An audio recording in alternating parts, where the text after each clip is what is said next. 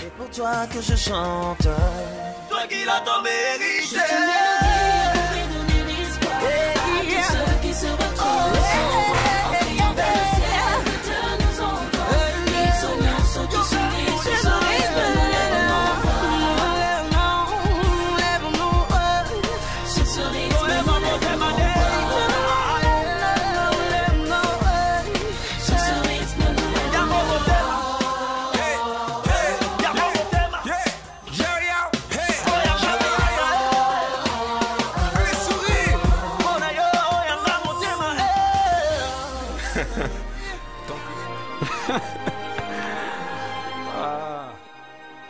La vie chrétienne est semblable à la vie humaine, de la même manière que dans la vie humaine, nous avons à naître, grandir et puis mourir.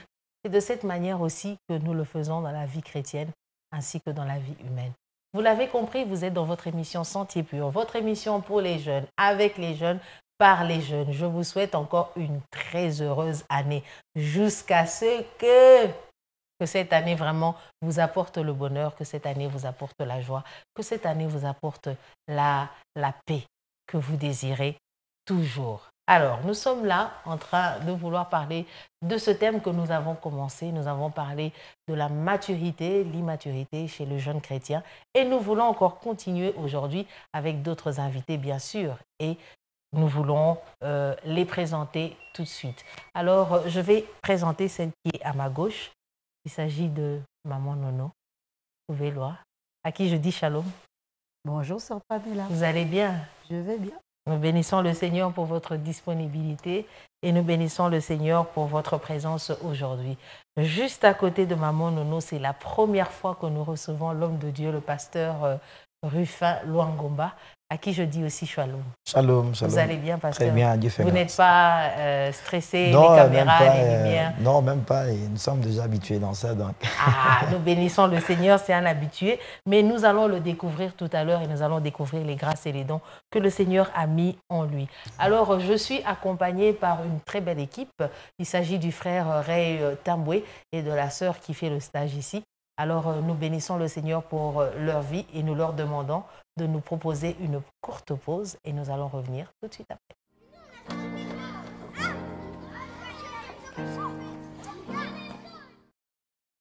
J'ai le bonheur, le privilège et la grâce de recevoir Maman Nono et le pasteur Rufin pour la première fois.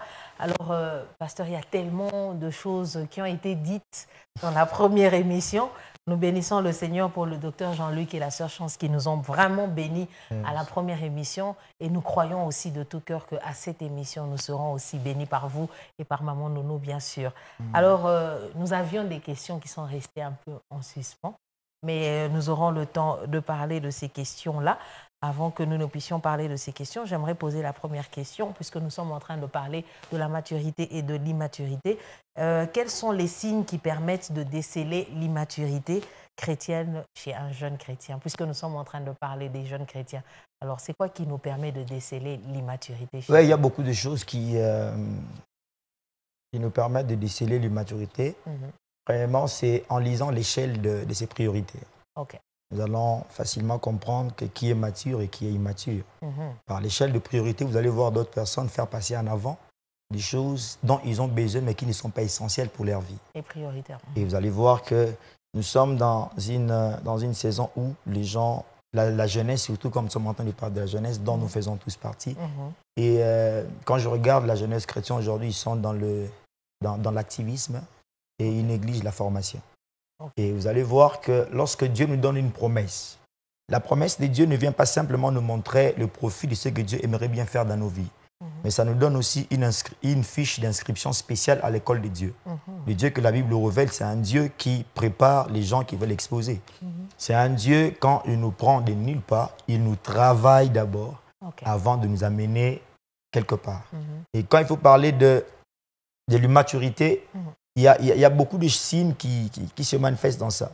Entre autres, pour ne pas trop prendre la parole, vous allez voir, ce qui caractérise la jeunesse aujourd'hui, c'est des pensées que nous avons des dons plus excellents que les autres.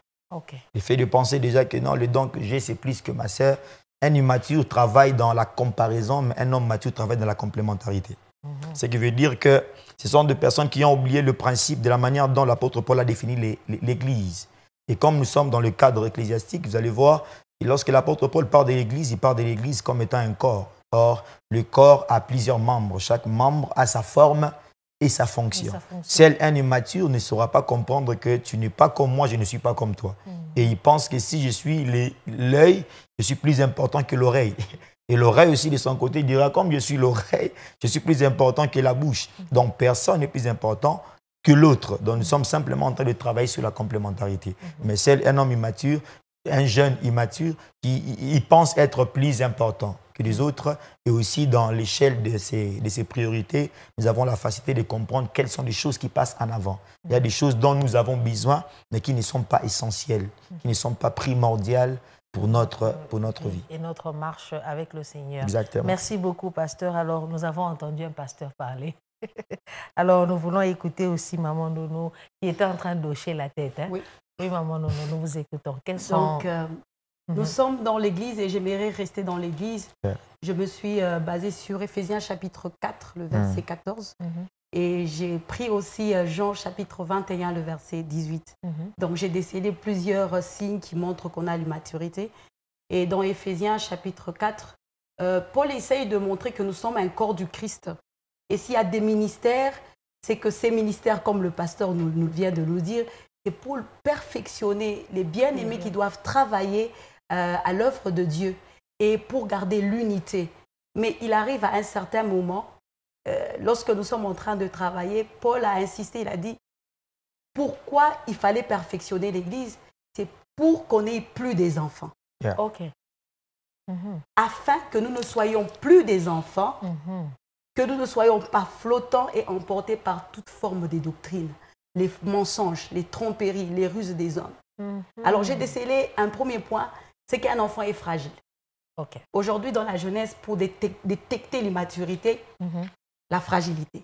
Okay. Il suffit d'un petit rien, je quitte les guides, je quitte l'assemblée, je m'en vais. OK. Deuxième chose, flottant. Donc, il est tellement instable que dans l'église, aujourd'hui, je suis dans telle église, demain, je suis dans notre église parce qu'on ne m'a pas plu, parce qu'on n'a pas prêché, parce qu'on ne m'a pas donné la chair. On n'a pas fait attention à moi. Voilà, on ne m'a pas salué. Il s'en va. Combien de doctrines nous avons aujourd'hui? Qu'est-ce que nous n'avons pas vu sur les réseaux sociaux? Et il y a des gens, parce qu'il est immature, il est emporté par ce vent. Un autre signe, ils ne connaissent pas Dieu, ni sa volonté. Écoutez, Jean chapitre 21, le verset 18 dit ceci. Quand j'étais jeune, je me saignais moi-même. J'allais où je voulais. Mais quand je suis devenu vieux, c'est quelqu'un d'autre qui me met la ceinture, il me tient par la main et il m'amène où il veut.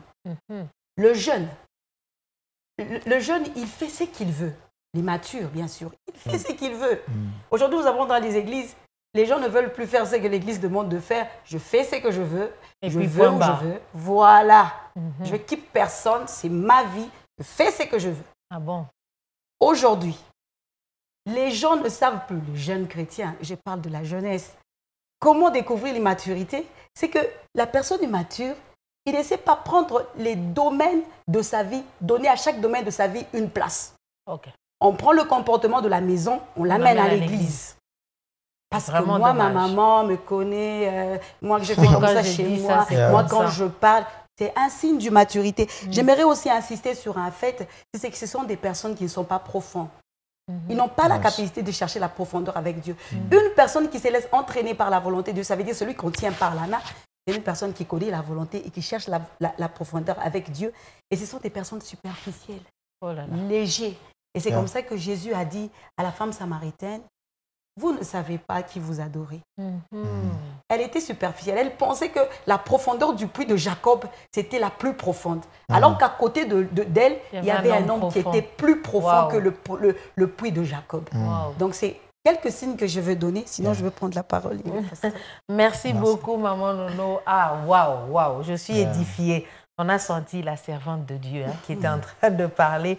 Alors, je vais me tourner vers vous, pasteur, pour vous poser une question qui m'est restée au travers à l'émission passée. On dit, pensez-vous que la maturité, puisqu'on a parlé de l'immaturité, alors pensez-vous que la maturité est une qualité indispensable à acquérir chez le jeune chrétien? Je parle de indispensable. Est-ce qu'un jeune chrétien, la maturité est indispensable pour son parcours, bien sûr, puisqu'il est en train, tout à l'heure à l'introduction, je parlais de on naît, on grandit et puis on va mourir. Alors, est-ce que vous pensez que la maturité est indispensable pour un jeune chrétien et il faut absolument qu'il acquiert cette dimension? Oui, la maturité est indispensable parce que la vie chrétienne commence par la nouvelle naissance. Et on n'est né pas pour rester bébé, on est pour grandir.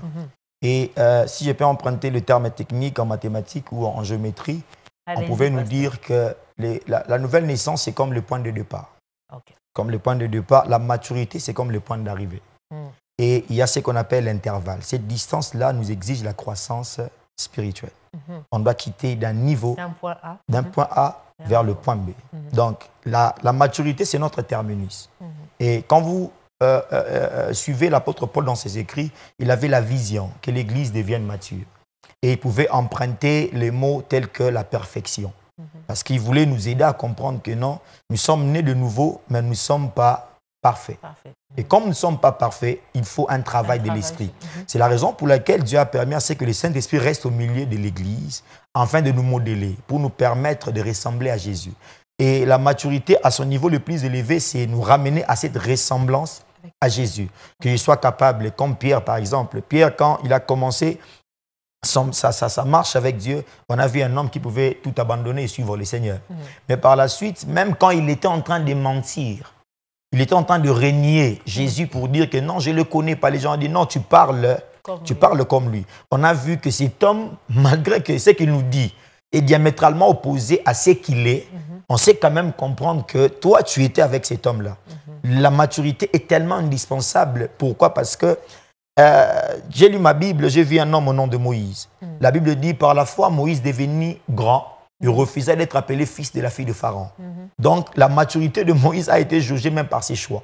Et on pouvait comprendre qu'un Moïse immature demeure dans le palais royal. Un Moïse immature comprend que le palais royal est tellement confortable pour sa destinée et il va rester. Mais un Moïse mature, il décide de sortir du palais royal parce qu'en lui, il y a un législateur qui doit se manifester. Et le législateur ne peut pas se manifester tant qu'il est immature. Un Moïse immature, il sera enfant chéri de la fille de Pharaon. Un Moïse mature, il comprend que non, je suis un prophète qui doit occasionner la sortie ou l'exode de tout un peuple.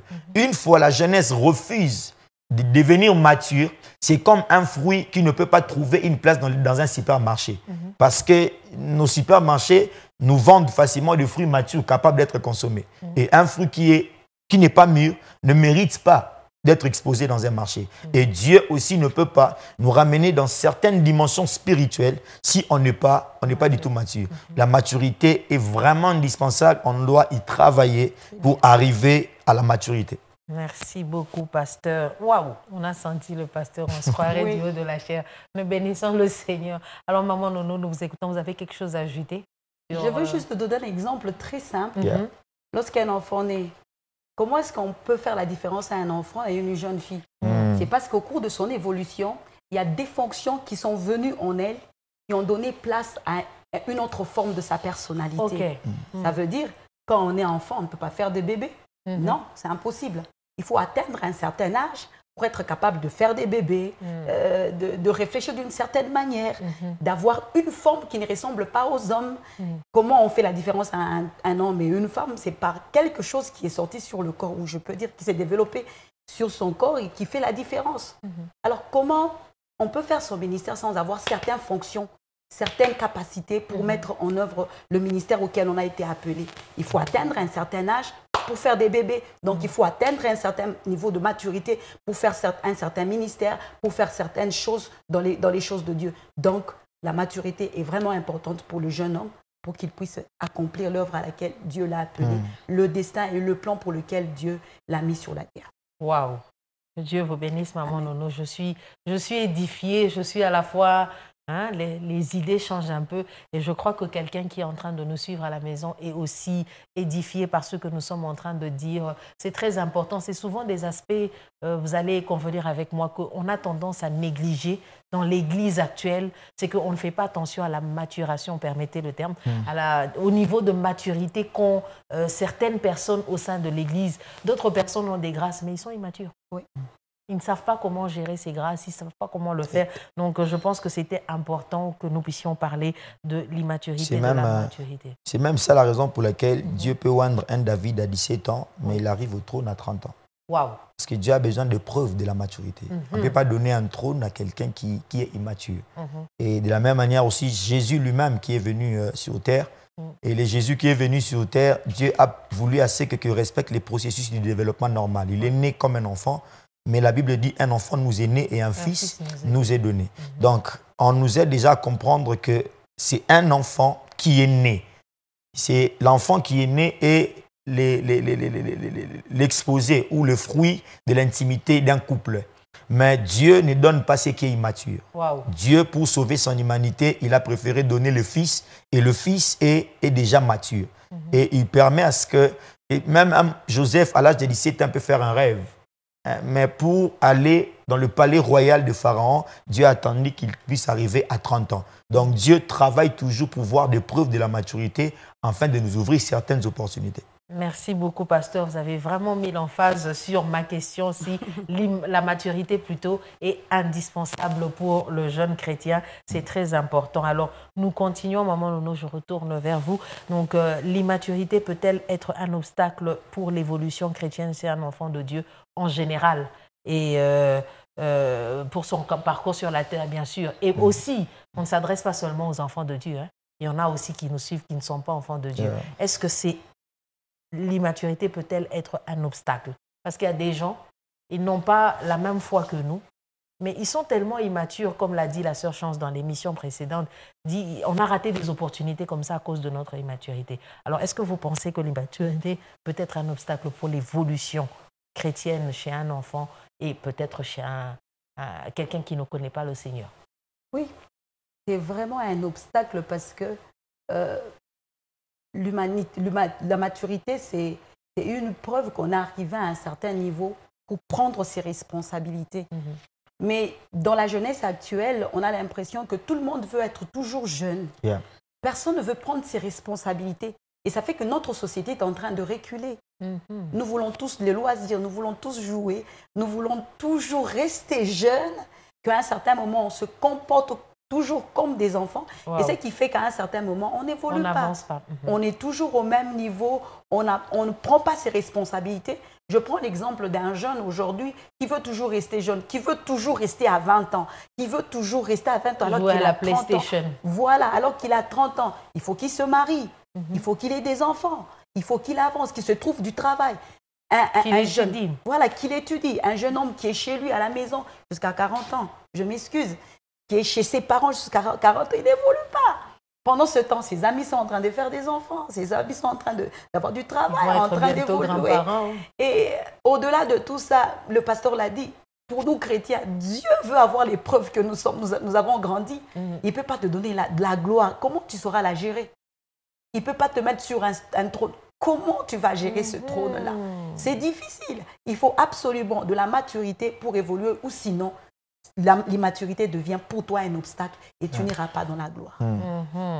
Merci beaucoup, maman Nono. Tu n'iras pas dans la gloire si tu n'as pas atteint le niveau de maturation, la maturité possible. Donc, pasteur, vous étiez tout en train de hocher la tête. Alors, qu'est-ce que vous nous dites? Vous pensez oui, la maturité était la vision même de l'apôtre Paul. Pendant tout son ministère, il a eu suffisamment de temps d'écrire en long et en large pour la maturité.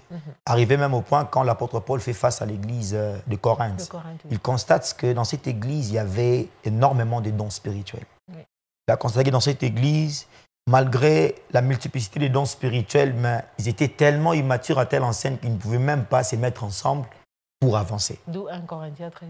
Vous voyez déjà, c'est la raison pour laquelle lorsque l'apôtre Paul vient à 1 Corinthiens 12, il présente le don spirituel, il présente la vision, la raison pour laquelle Dieu donne le don. Et 1 Corinthiens 13, il parle de l'amour. Ouais. Et l'amour paraît comme un élément si simple, mais c'est très fondamental. Vous voyez? Et dans l'immaturité, on n'arrive pas à bien respecter l'ordre des choses que Dieu a établi pour quitter d'un niveau des bébés spirituels pour un niveau d'un homme ou un enfant mature.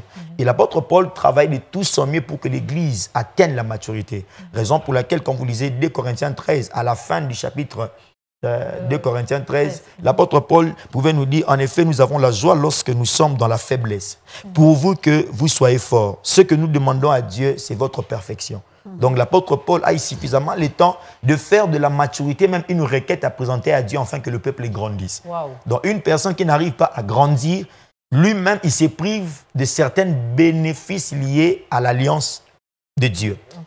Il se prive de l'accomplissement de la promesse de Dieu. Une chose que j'aime toujours dire à Dieu, bien que ça me fait généralement rire, Dieu vit dans l'éternité. Et nous sommes limités dans les temps. Ce qui veut dire des choses que je suis censé faire dans le plan de Dieu à l'âge de 25 ans. Si je n'ai pas pu le faire, je ne veux pas grandir. Je n'accepte pas les changements.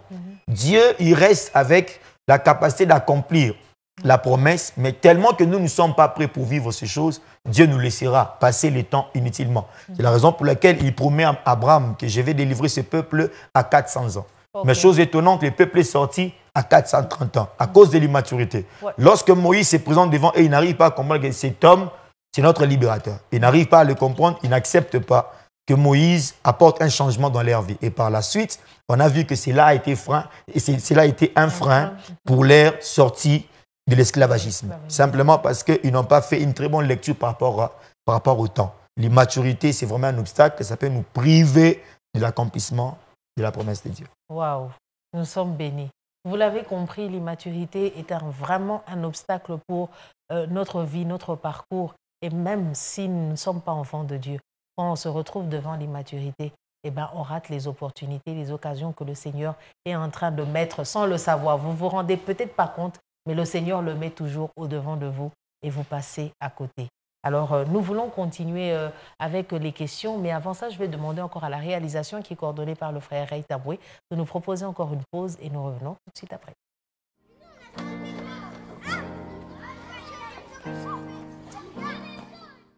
Merci à la réalisation pour cette pause. Nous revenons, nous continuons à parler de notre cher thème, la maturité, l'immaturité chez le jeune chrétien. Alors, pasteur, je continue avec vous. Pensez-vous qu'un jeune chrétien peut être mature humainement et immature spirituellement? Je m'explique. Il y a des gens, comme Maman Lono l'a expliqué tout à l'heure, qui sont à l'église, spirituellement, ils sont forts, ils vous prient comme pas possible. Donc, l'intercession, mon Dieu, de toute façon, ils prennent les fardeaux. Mais caractère, ils gênent. Ça veut dire que la maturité humaine, il ne l'a pas. Il ne sait pas qu'en tant que personne mature, on ne sait pas parler n'importe comment. Est-ce que vous pensez que c'est possible que les deux fassent ménage ensemble ou pas? Oui. C'est possible de retrouver un jeune physiquement avancé en âge, mais spirituellement zéro. Je prends l'exemple des Jean 3. Jésus... Tout comme vice-versa, il peut être en âge mature et spirituellement... Jésus a reçu un docteur de la loi, Nicodème, qui est venu le voir, ils ont essayé de parler. Mais Jésus se rend compte, malgré la connaissance de cet homme, il ne connaissait pas le Dieu qu'il était en train de servir. Jésus lui parle de la nouvelle naissance, c'est un concept qui lui a échappé. Ça a demandé que Jésus l'explique. Et quand je regarde Nicodème, je me rends compte que c'est quelqu'un qui était mature physiquement. Il avait le bagage, les informations. Il avait l'âge. Mais spirituellement, il n'était pas encore né de nouveau. Il n'était rien spirituellement. Et quand je regarde encore dans la Bible, je vois cet homme de Saül, il était avancé en âge. Mais spirituellement, il y avait un jeune, mais qui était l'homme selon le cœur de Dieu. Et ce jeune, spirituellement, il était fort, très mature. Parce qu'il savait déjà le principe pour attirer le ciel sur terre. Il savait déjà dans son service comment toucher le cœur de Dieu et avancer dans ce qu'il est en train de faire. Il y a des personnes que vous allez voir qui n'ont pas l'âge avancé. Je prends l'exemple de Jésus à l'âge de 12 ans. Il entre dans le temple, mais le docteur de la loi est ébloui par son intelligence. Ça n'avait rien à voir avec la formation que nous prenons à l'université. Parce que lui, à l'âge de 12 ans, un enfant de 12 ans chez nous ici, il peut y avoir en première... En huitième. En huitième. Mais déjà, un enfant de huitième qui vous explique la doctrine, vous n'arrivez même pas à comprendre. Et le docteur de la loi, il n'arrive pas à comprendre la sagesse qu'avait cet enfant. Bien que moins âgé, mais spirituellement bien équipé. Donc, il y a des personnes qui peuvent être avancées en âge, mais spirituellement, ils ne sont rien. Et d'autres personnes aussi moins âgées, mais spirituellement, ils sont forts. La différence entre les deux personnes, c'est chaque personne a pris la résolution de travailler sur un domaine quelconque. L'autre a eu le temps d'investir sur sa perfection. Il a travaillé sur lui-même. Et il sait que je suis venu sur Terre pour une mission. Je lui savais que, bien que je suis jeune, à l'âge de 12 ans, j'ai aussi droit d'aller jouer au football, d'aller jouer au PlayStation, d'aller jouer. Mais il était tellement conscient de son appel, de sa fonction et de sa mission. Et c'est cette conscience qui lui a permis de travailler beaucoup plus l'aspect spirituel, parce qu'il savait qu'il doit guérir le malade, parce qu'il savait qu'il doit ressusciter le mort, parce qu'il savait qu'il a une mission jusqu'à crier « tout est accompli ». Il y a d'autres personnes qui vivent sur terre ignorant qu'ils sont venus répondre à un besoin que Dieu a donné. Que le monde avait, dont Dieu a trouvé la solution dans la vie de cet homme. Toutes les personnes que Dieu envoie sur terre, parce que Dieu sait que je t'envoie comme une solution aux problèmes qui se trouvent sur terre. Parce que Dieu ne donne pas Joseph s'il n'y aura pas famine. Parce qu'il sait que comme il y aura famine en Égypte, je préfère envoyer un Joseph sur terre. Comme il y aura un Goliath contre le roi Saül, je préfère envoyer un David sur terre. Donc toute personne en venant sur terre, il est venu répondre à une mission bien précise. Mais lorsque nous venons, la seule différence entre nous qui travaillons pour la maturité et la perfection et les autres, c'est premièrement l'ignorance de leur mission et de leur raison d'être sur terre. C'est la raison pour laquelle une personne qui ignore la raison pour laquelle il est venu sur terre, il a tout le temps de faire du n'importe quoi.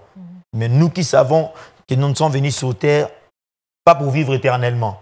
Il y a une durée bien définie, fixée par Dieu. Après, nous allons nous rendre compte à celui qui nous avait appelés. C'est la seule différence que nous pouvons retrouver dans la vie de celui qui travaille sur sa perfection. Merci beaucoup, pasteur. Alors, Maman Nono, que pensez-vous de ça? Le pasteur a tout dit. Je sais qu'il arrive dans les églises, on peut trouver un bon papa qui a de la maturité, qui se comporte bien, mais sur le plan spirituel, c'est zéro. Donc, ces personnes-là existent réellement et ils ont besoin d'être aidés, de comprendre pourquoi Dieu les a appelés, comme le pasteur a dit, et qui travaillent à cette maturation spirituelle. Et le contraire aussi est toujours possible. Est toujours possible. Mais l'avantage, c'est que celui qui est immature, immature sur le plan humain et qui est mature sur le plan spirituel, Dieu peut l'aider à développer dans l'autre sens. À combler le vide. Ouais. Voilà, à combler le vide. Parce que la Bible dit que la parole de Dieu, elle est capable de nous instruire, de nous former, de nous amener ce qu'il faut pour que nous puissions arriver à l'état d'un homme accompli. Donc c'est possible avec la parole de Dieu. Merci beaucoup, Maman Nono. Vous avez donné des solutions. Nous bénissons le Seigneur pour ça. Alors, Maman Nono, je reste vers vous. Un homme de Dieu a dit, le niveau spirituel ne se mesure pas seulement par nos prédications, ça veut dire pour la personne qui donne des prédications et aussi pour la personne qui entend. Enfin, c'est ce que je me suis dit en écoutant cet homme de Dieu, mais surtout par notre manière de vivre au quotidien. Alors, est-ce que vous êtes d'accord avec lui? Oui, parce que être mature, c'est une question de pensée, de comportement.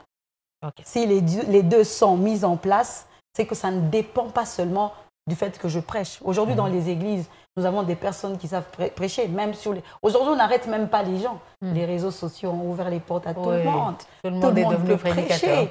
Mais ce n'est pas ça la mesure. La mesure, c'est Jésus-Christ qui est la mesure à laquelle nous devons nous comparer. C'est lui la stature parfaite. Alors, ce n'est pas une prédication qui peut montrer qu'on est mature.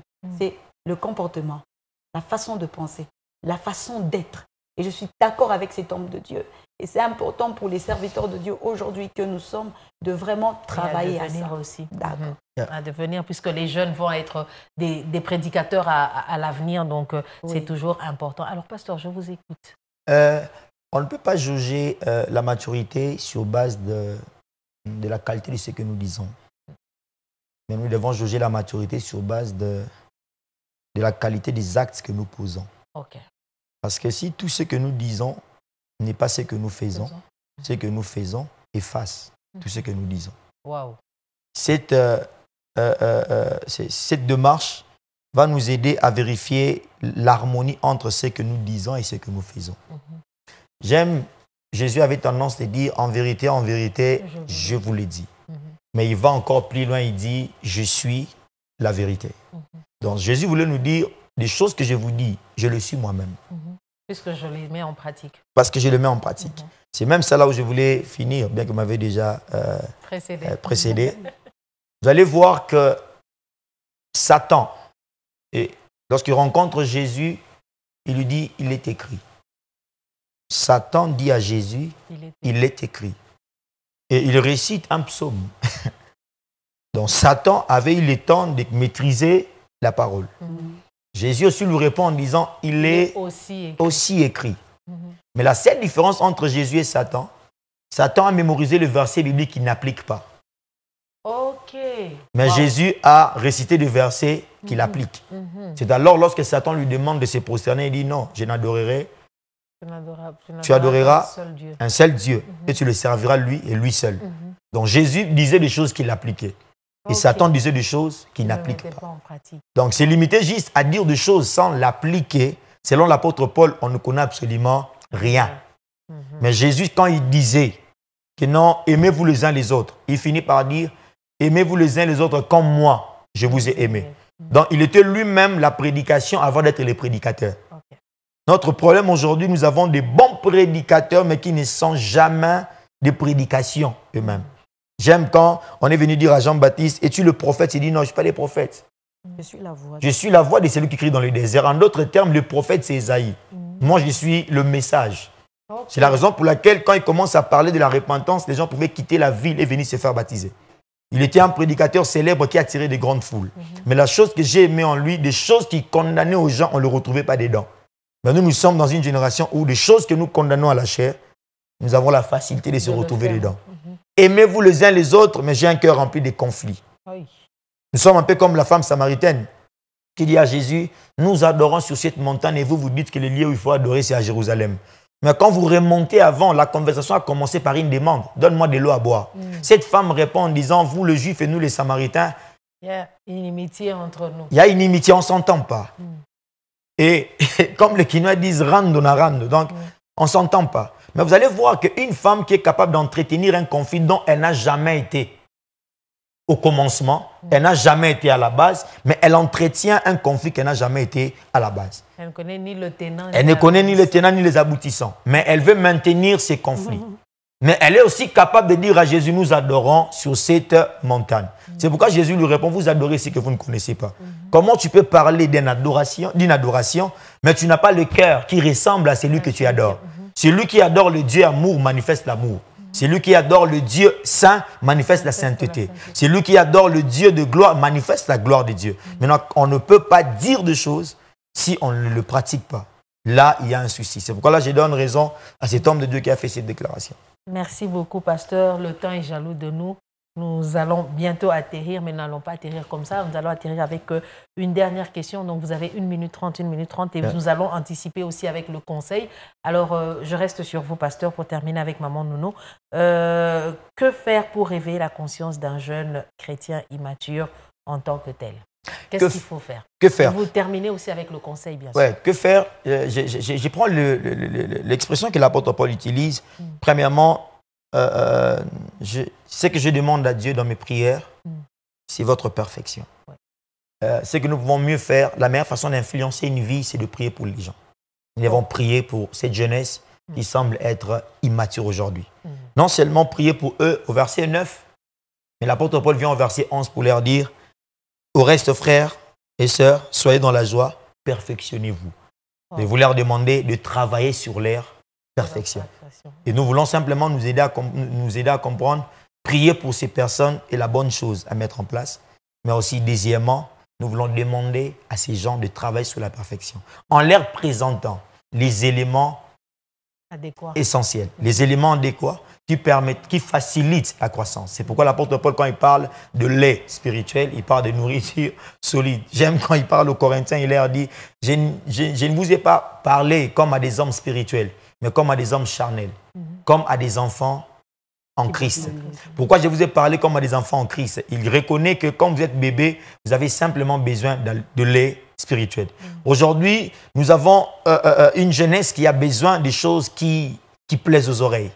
Des choses compliquées, qui semblent être mystérieuses selon eux, mais des choses pas fondamentales qui ne font pas grandir quelqu'un. Aujourd'hui, la jeunesse s'accroche beaucoup plus à des dons spirituels au lieu de travailler les fruits de l'esprit. Or, là où il y a le don spirituel, on peut retrouver des bavures, mais là où il y a les fruits de l'esprit, on peut retrouver les caractères de Christ. Et la maturité nous demande d'être équilibrés, d'avoir un pied gauche pour les dons spirituels, mais aussi le pied droit pour le fruit de l'esprit. Et là où les dons et les fruits courent ensemble, nous allons représenter valablement Christ sur terre. On a besoin de prier pour ces gens et leur présenter ce qu'il leur faut. Et nous sommes dans une génération où les gens ils sont capables de quitter une assemblée simplement parce que le pasteur ne prophétise pas. Ils quittent l'église parce qu'on a besoin d'entendre le nom, des dates, on a besoin d'entendre le message. Le pasteur, lui, ne prophétise pas. Il est contre ces genres de choses. Alors que Jésus a eu beaucoup de temps avec les disciples en train de leur enseigner. Et notre problème aujourd'hui, c'est le refus d'enseignement a empêché la croissance et la maturité à l'église. Nous devons remettre en place la base de la priorité. La priorité, c'est qu'un bébé a carrément besoin du lait. Par notre prière, nous voulons révéler la conscience en leur disant désirer ardemment. Le lait qui facilite la croissance. La bonne digestion aussi, parce que si on donne des trucs lourds, ça devient compliqué. Merci, pasteur. Un petit conseil en 30 secondes. Le petit conseil que je peux donner, c'est que nous avons des comptes à rendre au Seigneur. Et ça nous semble aujourd'hui d'avoir le droit de tout faire. Mais j'aime quand la Bible dit, nous allons tous comparaître devant le Seigneur et il rendra chacun selon ses œuvres. Merci. Nous avons intérêt de bien marcher sur terre, de travailler notre vie à ressembler Jésus, parce que le ciel n'est pas pour les chiens. Le ciel, c'est pour les gens qui partageront la même nature avec celui qui est assis sur le trône de la majesté divine. C'est ce que je pouvais dire. Pasteur. Merci beaucoup, pasteur. Maman Nono, nous vous écoutons en 1 minute 30 rapidement. Que faire pour réveiller la conscience d'un jeune chrétien? Je prendrai sur ce que le pasteur a dit, je voudrais ajouter juste ce que Joël a dit. Lorsqu'il y avait une guerre qui devait être préparée, il dit, avant de dire réveiller le héros, il dit publier ces choses. Parlons-en. Yes. Discutons-en. Merci, maman Nono. Essayons de créer de l'espace pour les jeunes de manière à en parler, que les prédicateurs nous en parlent, que les prédicateurs parlent à la jeunesse, que les prédicateurs expliquent à la jeunesse d'aujourd'hui que c'est important d'avoir de la maturité pour exercer les dons, pour voir la gloire, pour faire les miracles. Toutes ces choses-là ont besoin de maturité. C'est important. Alors, publions ces choses. Comme tu le fais maintenant, c'est déjà quelque chose qui va faire avancer la jeunesse. Mais que ceux qui nous suivent, les pasteurs, le pasteur est là, publier ces choses. Exactement. Merci beaucoup, maman Nono. Alors, je vous dis merci beaucoup, maman Nono, papa Rufin. Que le Seigneur vous bénisse. En tout cas, j'ai encore été édifiée. J'ai encore été bénie et j'espère aussi que pour la 3e émission, puisque nous allons avoir une 3e. J'étais en train de dire que ce thème est tellement vaste qu'on peut faire tout un séminaire sur ça. On peut faire 50 émissions sur ça. Mais par la grâce du Seigneur, nous allons donner l'essentiel pour que le peuple de Dieu soit béni. Alors, je dis merci aussi à vous qui êtes fidèles à la parole éternelle, vous qui nous suivez sur YouTube. Que le Seigneur vous bénisse. Je vous donne rendez-vous prochainement avec d'autres invités, mais avec le même thème pour la gloire de notre Seigneur. Alors, merci aussi à la grande équipe qui m'a accompagné, le frère Ray, notre stagiaire, et aussi le frère Ephraim Mukendi, qui est le directeur des programmes, qui a permis que cette émission puisse arriver dans votre maison. Que le Seigneur vous bénisse et je vous dis encore une fois, d'ici là, portez-vous bien et que la paix et la joie du Seigneur soient votre partage.